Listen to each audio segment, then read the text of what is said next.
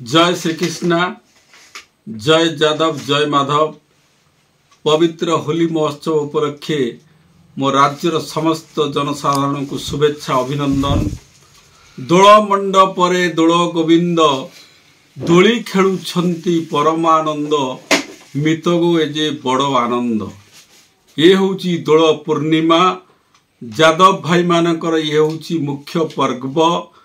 बसंत ऋतु जहाँ को आम ऋतुराज बोली कहती तांकर आगमन रे ये होची दोल उत्सव, जाकि जादव भाई माने घरे घरे ये उत्सव को आनंद उल्लास रे पालन करुछंती। प्रति घरे पिठा पाखुर आरंभ करी आरिसा पिठा समस्ते घरे घरे करिछंती, जाकि प्रति घरे आज जो माने गो पूजन कार्यक्रम जारी रही।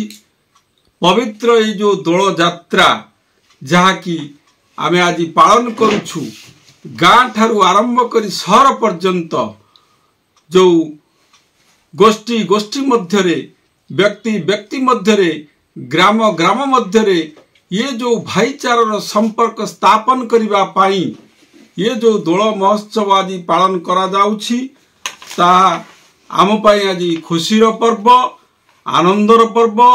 यह आमर मुख्य पर्व जो भगवत चेतनार जो आध्यात्मिक जो प्रचार करिबा, ये जो ग्राम ग्राम मध्यरे जो सहृदय स्थापन करिबा ये होउछि आमर लक्ष्य।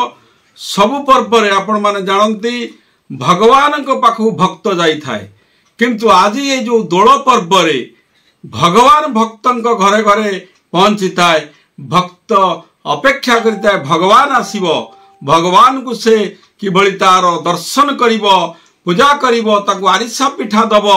भगवान जाई बुझी थांती भक्तंकर भल मंद, तार भक्त भल अछि कि मंदरे अछि, सुखरे अछि कि दुखरे अछि। ये होची दोल पर्वर महात्म्य। आमर जो प्रत्येक घरे घरे आमे आज जादव भाई माने आनंद उल्लास रे पालन करुछु।